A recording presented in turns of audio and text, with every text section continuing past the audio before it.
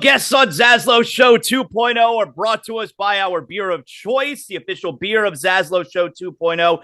You know, we're talking Johnny Cuba, European roots of the Caribbean soul. Start your weekend with a refreshing German lager in a can. Huge sports weekend. I got to pick myself up a fresh six-pack of Johnny Cuba. You can as well. Sedano's, Presidente, Winn-Dixies. Remember, always drink responsibly. And of course, I practically live my life by Johnny Cuba's mantra. Stay tranquilo. Joining us here is my favorite, my former co-host, Amber Wilson, big star of ESPN Radio, here with us. How are you, Amber? Hello. I am good. Do you tell Joyce she's your favorite when she's on this show as well? I have two favorites. I have two favorite girls. They happen to be both of my former co-hosts, okay? So, yes, I will tell her that as well. But, yeah, it's always great to have you on the show. I try not to bother you. You're very busy, you know? You're all over ESPN. I haven't spoken to you. We haven't had you on the show since you started. What is this, the end of maybe your third week, fourth week doing the show? Yeah, I think we're rounding out. We're about to be rounding out, a month is what we're about to be rounding out, roughly. And yeah, it's going great. It's this is the first week I feel like we really feel like we're settling into things finally, you know, where we're really hitting our stride and getting used to. When you first start a radio show, it's a lot of like, hey, what features do we want to do? And when do we want to do them? And what days? And, you know, those sort of built-in segments that people get used to hearing, like, you know, big deal, not a big deal, for example, which I just totally straight ripped off from you and gave you zero credit for. That's one of the features on Joe and Amber. Now, that one only makes an appearance on occasion, just mainly when I want to upset ZASLOW. But we do have other features that are in the rotation more regularly. So it's been kind of a lot of trial and error the last few weeks. And that's been a lot of fun to kind of figure out what we like best and what we don't like and what works and when people want to chime into the show and that sort of thing. So it's been great. And I feel like, you know, almost a month in, not quite, that we're really, you know, kind of getting our rhythm going. I got messages from people that thought I was legit mad at you for stealing Big Deal or Not a Big Deal. So I did a good job there playing off that I was going to sue the pants off of you. Well, I had stolen it from you years ago. I brought it to ESPN because I started doing it on weekend shows forever ago. And the weekend producers at ESPN were like, oh, this is great. And then some of them stole it and used it on the shows that I wasn't even on, to be honest with you.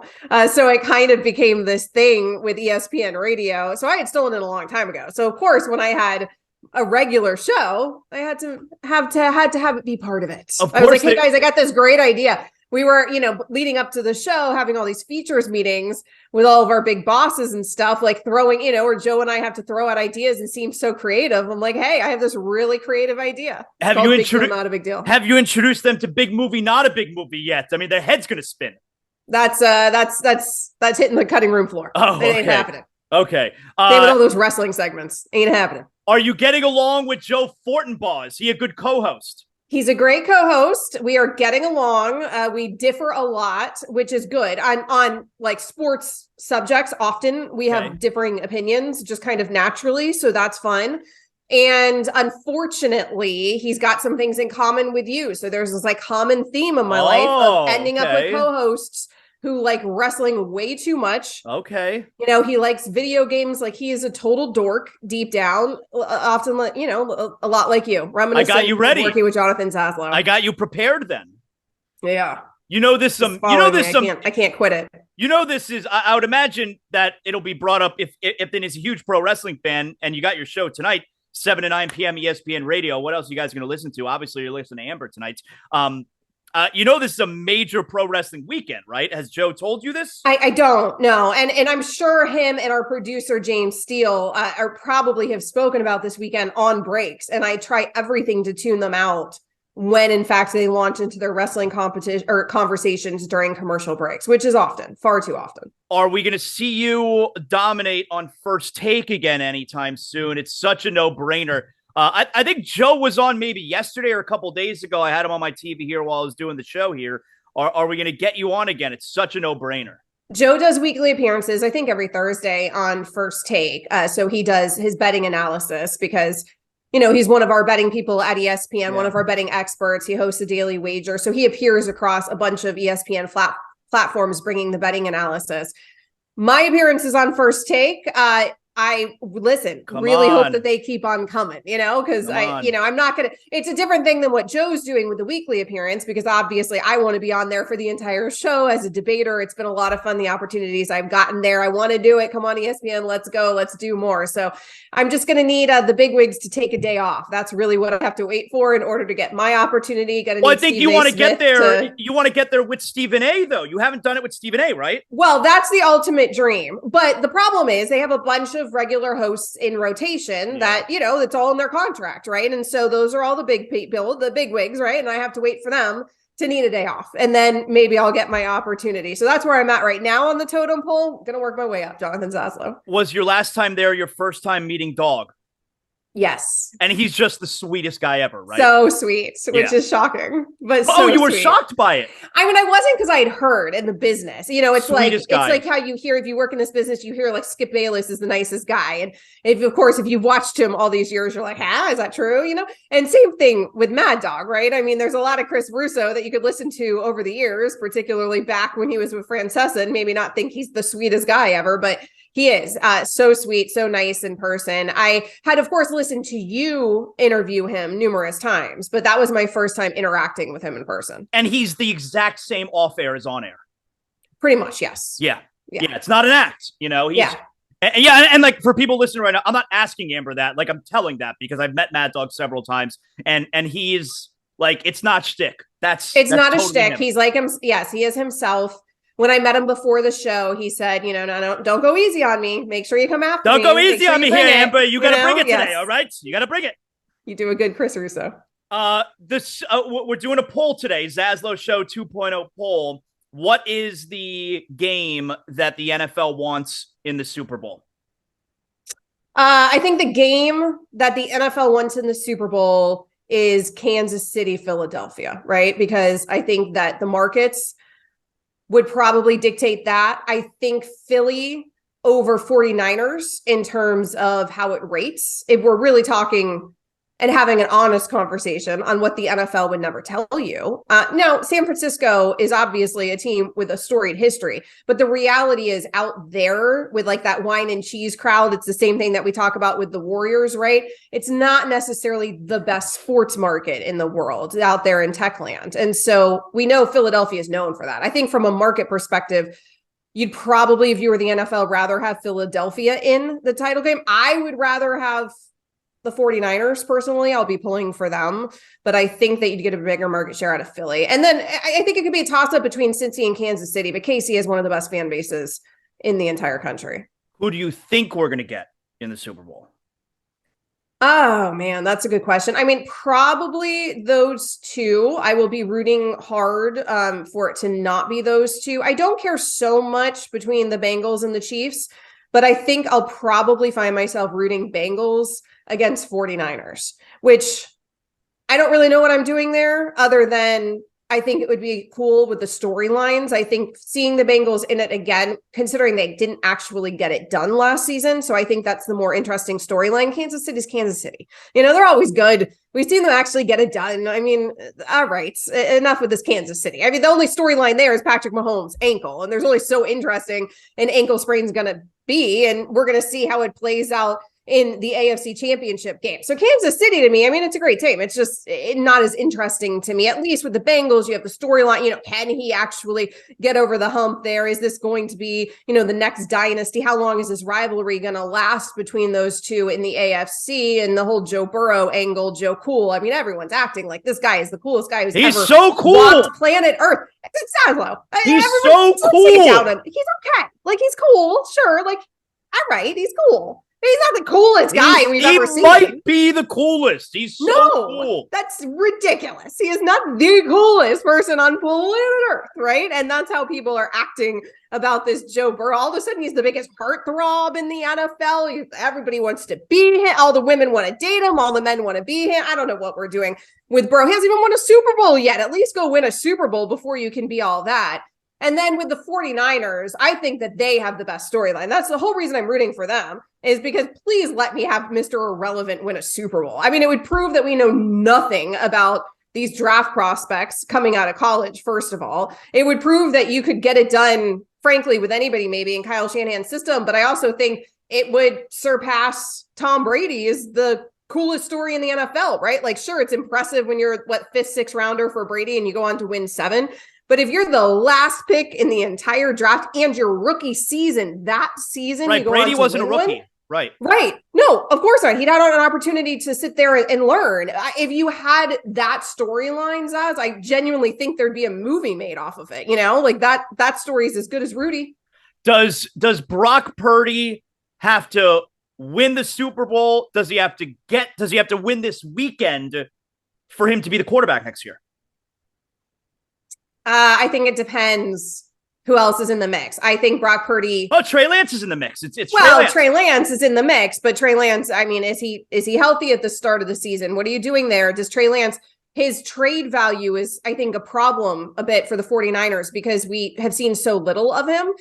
Presumably, you would want to be able to trade him away when you traded up to draft Trey Lance. The problem is we've seen him in small snippets. And also when we did see him given the very beginning of the season, he didn't look like Brock Purdy or Jimmy Garoppolo in that system. So the argument, hey, anybody can play in Kyle Shanahan's system, a little bit obliterated there by Trey Lance. And that seems problematic if you're going to try to trade him away, which is what you would want to do, I would think, if you've decided Brock Purdy is the guy, because certainly Brock Purdy gives you the youth in the age and hopefully the durability, which is the entire reason you wanted to move on from Jimmy Garoppolo to begin with. The Jimmy Garoppolo problem wasn't really that he can't get it done. I mean, we've seen him get it done. We've seen him get there. The problem is that he's got the durability concerns. And so when you're talking about a quarterback that is aging into another contract, they thought, okay, let's go younger. Well, you just did that with Brock Purdy. So I could see a world where you end up going with Brock Purdy, but it's a difficult proposition because I don't know what they're going to get out of Trey Lance in terms of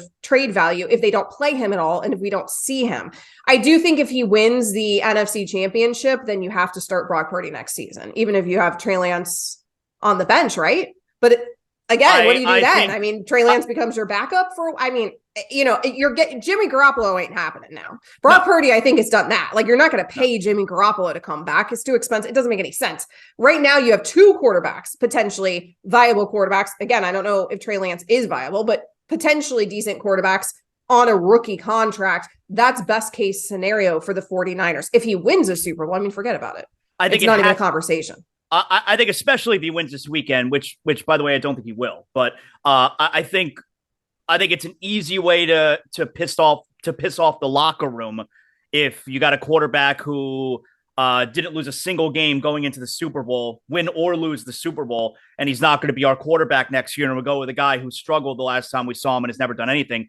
I think it's a really easy way to piss off your locker room. Like, I think it's going to have to be Brock Purdy. Probably no matter what he does this weekend. I thought your pal Bart Scott made a really good, reasonable point about Jalen Hurts yesterday, where we're so quick in calling guys superstars that Jalen Hurts, can we pump the brakes a little bit on him being a superstar? He hasn't won anything. All right, maybe he will, but he hasn't won anything. He's a really good player right now. What do you think?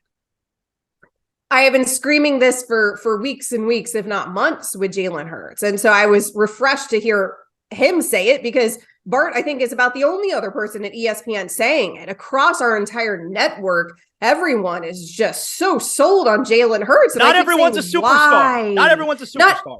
And like Jalen's having a very good season. Yep. I was high on Jalen Hurts coming out of college. I wanted the Dolphins to draft him as well. Like, let's go. He's a good player.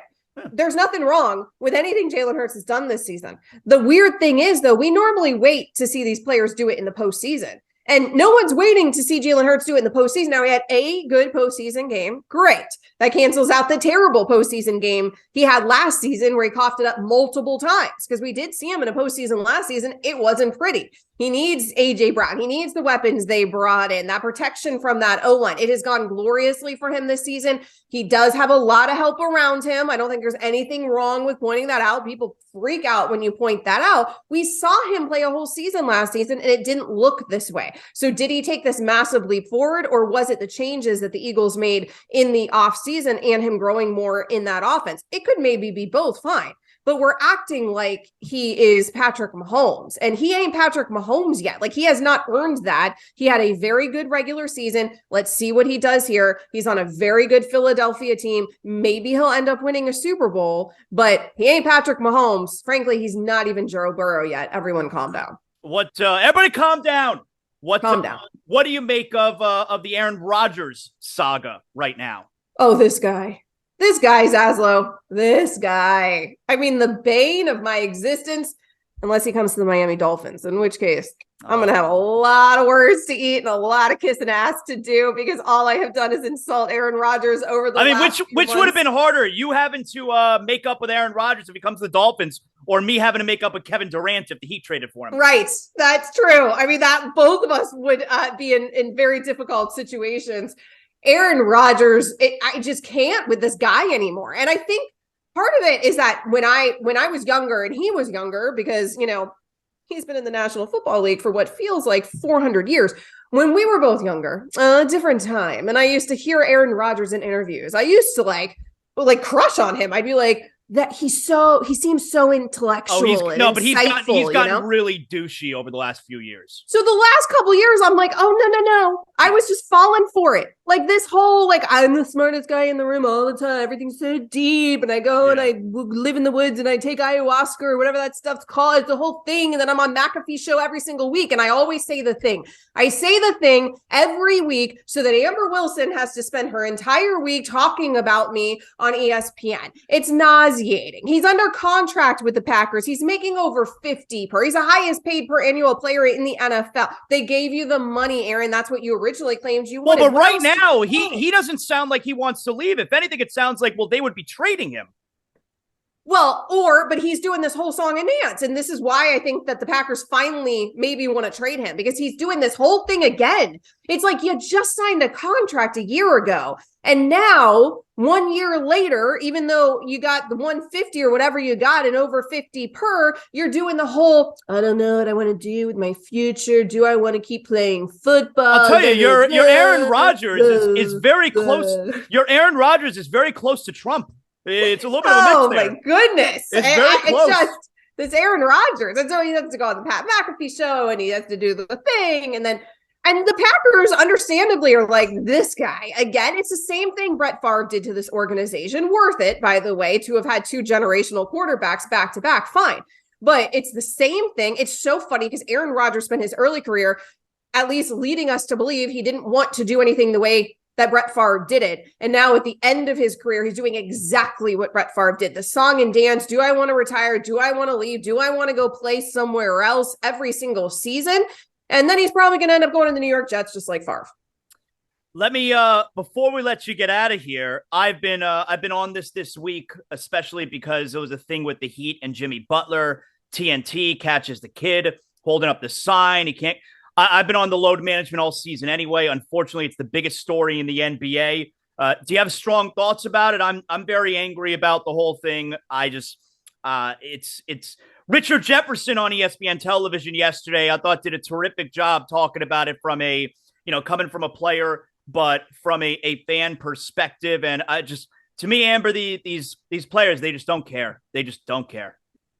Well, what they care about is the longevity of their careers, right? And they care about the money, and that's obvious. And there's nothing wrong with caring about the money, but the problem that you're running into is they want to get paid for 82, but they don't want to play 82. And that's the reality of it, because if you want to play 60 to load manage it, then let's have a conversation with the league as a PA, and let's go ahead and make it a 60-game season. Now, given the league doesn't want to do that either, because they also want the money from those games, but so do the players. That's the truth.